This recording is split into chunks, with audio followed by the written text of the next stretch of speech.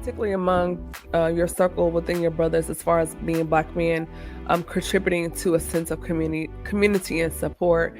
And then how do you balance those friendships in different stages of your life or different personalities? So I guess we'll do the first part as far as how do you share your experiences with Black men to contribute a sense of community and support?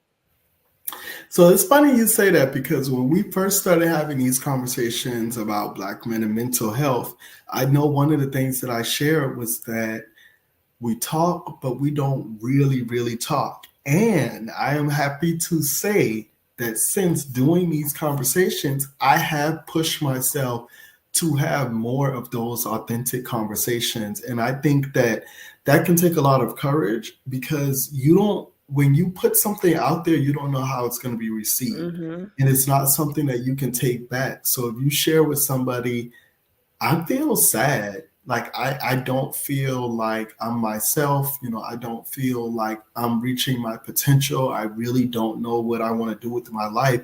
Once you put that out, it's hard to just take it back and say, okay, pretend like you didn't hear that. So that requires a level of vulnerability that sometimes as Black men, we just don't naturally have, and we haven't been encouraged to do.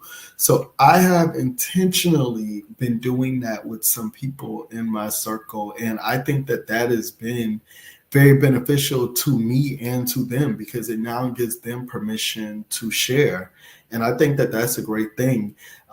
Keeping things bottled up, I always say, and this is definitely a metaphor, and it's the most simplistic metaphor, but when you think about how powerful it is, it sends a message that everything that goes in us has to come out.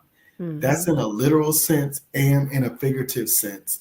And figuratively speaking, all of the stuff that we deal with, all of the pressures of society, all of the life stressors that we deal with, those things have to come out, and we have to manage how they come out.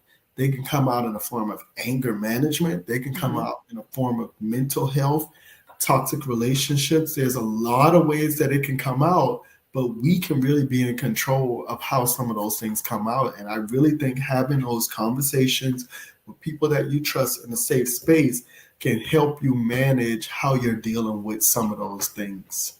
That's really good. And it warms my heart, because that's one of my goals with the space for brothers, and why I opened it up, because I want men to do what you're doing, to say, you know what, I saw that episode and maybe I should try this, and create that space for each other. And like we've talked about before, women, particularly Black women, we have, girl boss brunches, like all these spaces, the salon, girl come over, like all these things that we do constantly. Like we are just naturally cultivated to be communicators, but for our male counterparts, not so much.